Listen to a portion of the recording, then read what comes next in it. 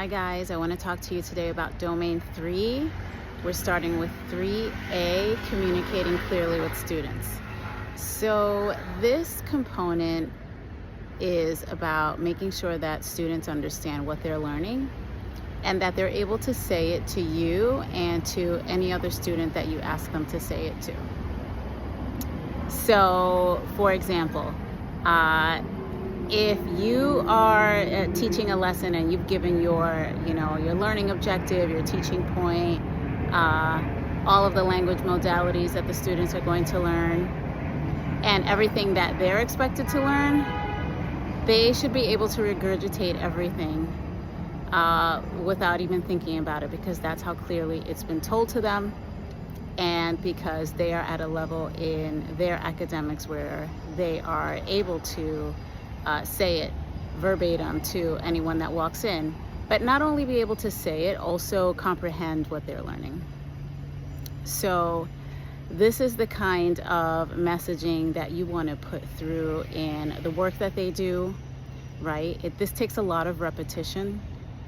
It takes a lot of anchor charts in the classroom.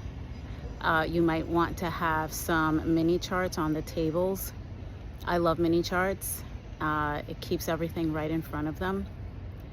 If you have some students who are under academic level, where they're not where they're supposed to be, you're going to want to have a lot of supports and reinforcements for them.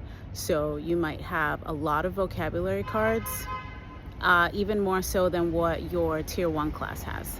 So 3A, communicating clearly, means that these kids are going to be able to use that vocabulary that you've just taught them, like fluently. It's going to be easy peasy. They're going to be able to have a conversation and blend in those vocabulary words without the usual sentence starters or sentence frames that you would normally give. Sorry about that, I'm outside.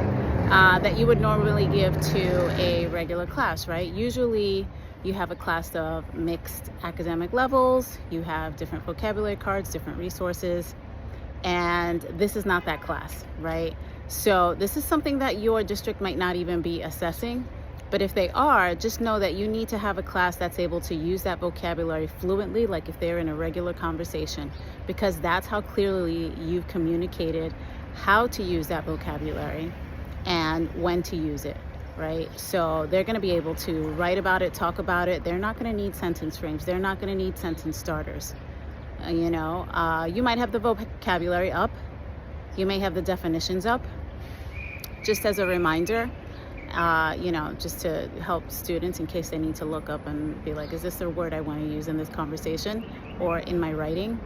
But these are not those kids, right? So communicating clearly means that everything that you're saying, just like everything that I'm saying to you, it makes sense to you, right? It makes sense to you, and you're able to then turnkey it. You're able to then use it in your work when you teach tomorrow or this week, right?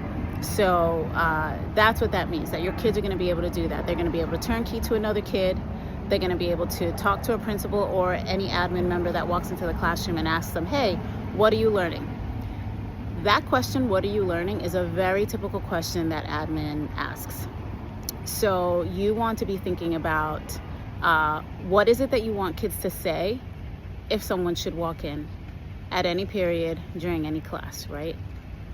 So this is, something where for getting an effective or highly effective in 3A, you want to be thinking about talking to them throughout the lesson. So you're not going to just say this stuff at the beginning of the lesson and then hope they remember it, right? This is not a memory game. It's not that kind of thing that you would get effective in, right? This is, you're saying these things, like I said, takes a lot of repetition. You're saying it, you're using the vocabulary like normal, like this is how I talk all the time. This is how we're talking in this lesson. This is the academic language we're using. And then when you get to the next part of that lesson, maybe you're doing your demo, then when you get to the model, flowing it through again.